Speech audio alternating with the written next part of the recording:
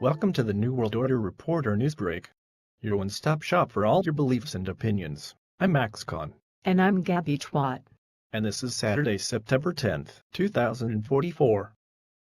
In breaking news, all hell broke loose in Atlanta, Georgia today, when the People's Militia stormed the Centers for Disease Control and quarantined everyone inside, as a dangerous plague on society. It's about time. It sure is, Max.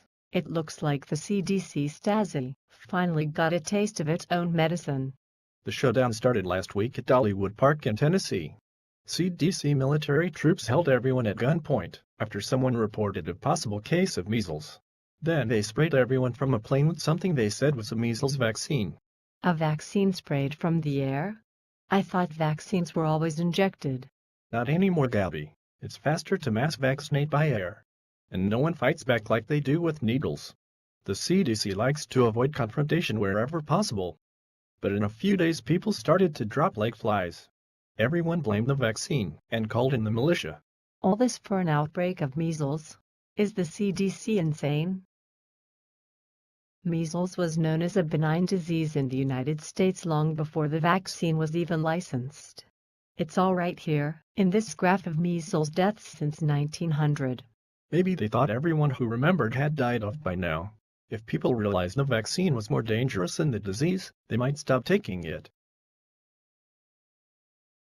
The CDC passed rules back in 2016 to create a full-blown medical police state. Now they can detain anyone they think might be sick and inject them with anything they want to. But all we've had since then are the same old disease hoaxes. Invisible viruses with scary-sounding names like Zika and Ebola are a great way to cover up damage from chemicals that turn out to be a little more toxic than expected. Plenty of people tried to stop the new plan for medical tyranny back in 2016.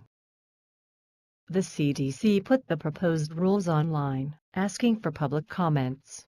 Almost everyone told them to shove their rules where the sun don't shine. But the CDC didn't really care what the people thought. They just needed the comments to estimate how many minions and how much firepower it would take to enforce the rules. They realized it was going to take a shitload.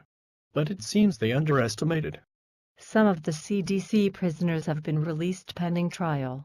But they'll be kept under house arrest, and all their activities will be carefully monitored, so they don't infect others with dangerous propaganda.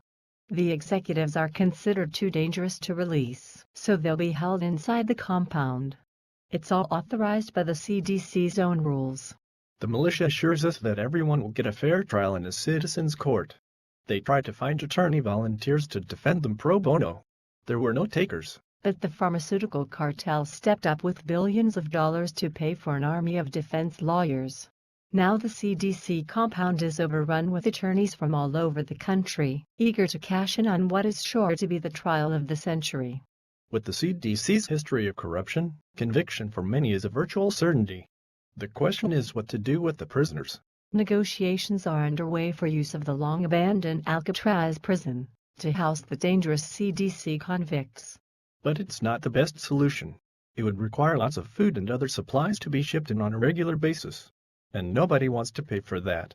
A better solution would be a small island in the South Pacific, far away from civilization, but with enough coconut trees and rodents to allow the CDC convicts to fend for themselves for the rest of their natural lives.